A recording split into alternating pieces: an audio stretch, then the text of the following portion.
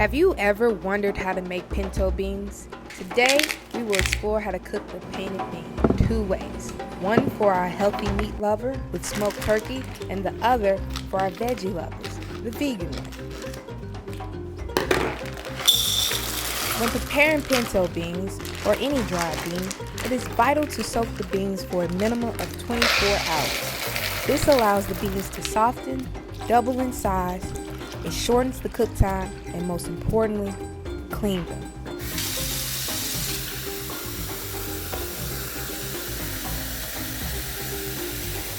Simply place beans in a large bowl, pour 1.5 quarts of water in a container, and place it in the refrigerator until time to cook. Now, let's prep for our vegetables for our pinto beans.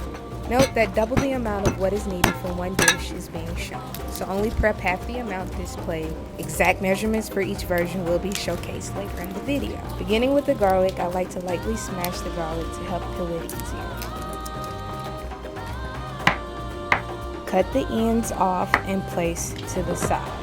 Next, grab your jalapenos, quarter them. If you're afraid it will be too spicy, you can remove the seeds. I find they provide a great flavor to the beans without overheating. Do the same with the serrano pepper. Once again, you can leave this out or stick with jalapenos. But for my spicy lovers, this is a great add. Grab your tomatoes and cut them in half. This will add a savory flavor to the beans. Next, get your celery, cut the ends off, and then cut them in half. Celery helps to provide an earthy, umami death flavor to the beans. Lastly, cut a large yellow onion into 4s. Like the celery, it will create a depth to the flavor of your pinto beans. Also, keeping the vegetable large will allow for easy removal once finished cooking.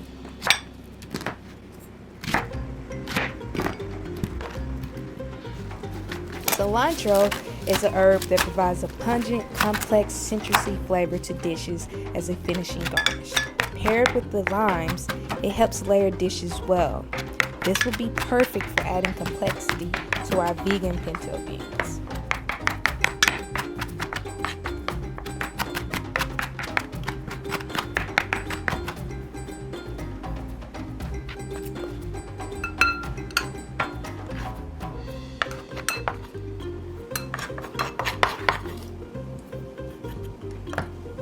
With the vegetables all prepped, we can grab our pinto beans from the refrigerator.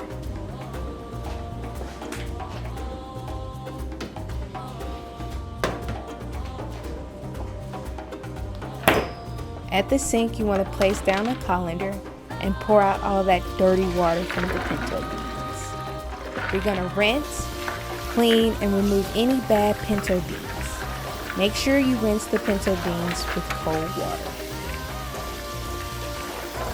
After cleaning the beans, add it back to a bowl and set it to the side. You want to repeat the process for the next set of beans. This is just to help you understand the process.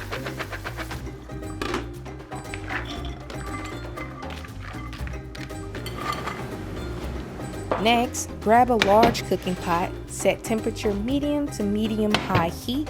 You don't want to set the temperature too high in which the liquid will evaporate too quickly and burn your pinto beans. Add pinto beans to the pot,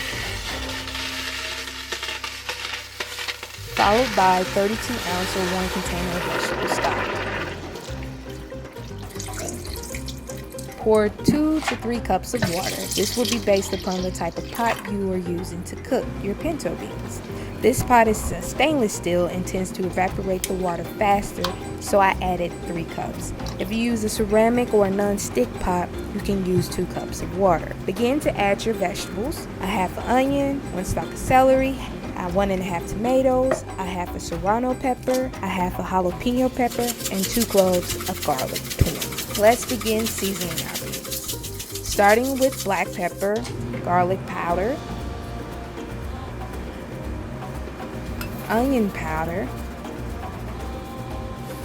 pinto bean seasoning,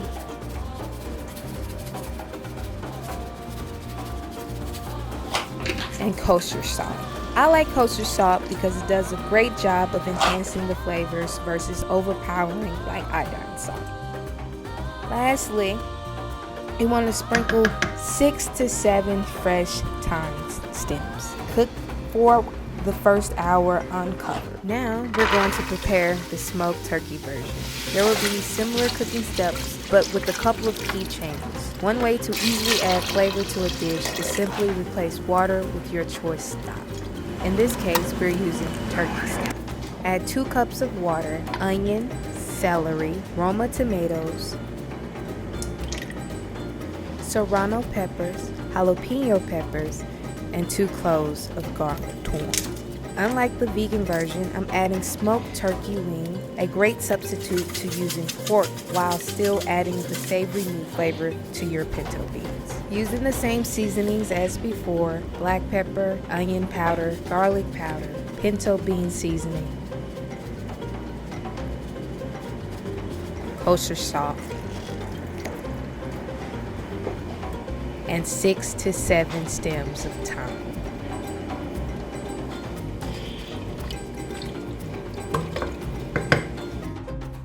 When cooking your food, always taste your food and season to your preference of taste.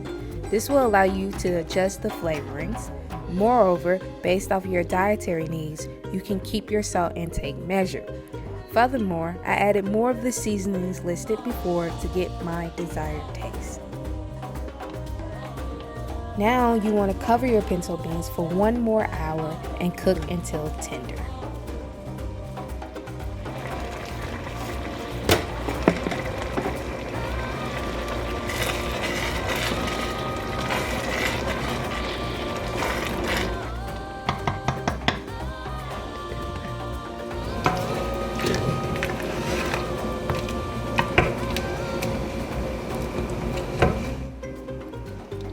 Now, of course, you can enjoy your vegan pinto beans as the main protein option for a dish in its regular state. However, I wanted to give you a twist and also entice our meat lovers to try it for an appetizer or a light lunch. Who would have thought that soup would be a great option? Ladle 2 to 3 scoops of the pinto beans into your blender cup. Based on the amount of liquid in your beans, you may have to add either 1/4 or 1/2 cup of water or vegetable stock. Blend until completely sweet.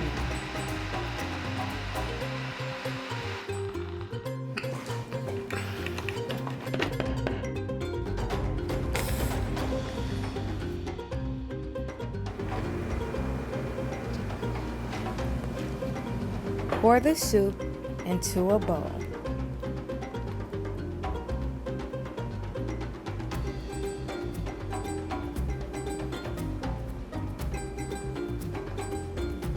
Sprinkle some cilantro.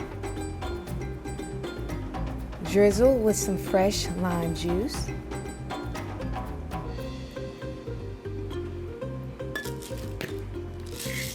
And crack some black pepper, and voila, you have it, an amazing pinto bean soup. Next, we have the delicious smoked turkey wing. A fan favorite is to serve this pinto beans over rice with cornbread. However, pinto beans pair well with a variety of options ranging from enchiladas, chicken fiesta bowls, and recently I tried with a new take on red beans and rice. The great thing about preparing this amount of pinto beans is that you can store and freeze for a future date. This is including the pinto beans. Hope this inspires you to get into the kitchen and to take back control over the food you put into your body. Thanks for watching another episode of Cooking It with Channin Murrie. If you enjoyed, please click the like button and subscribe. Links to more episodes can be found in the description. Until next time.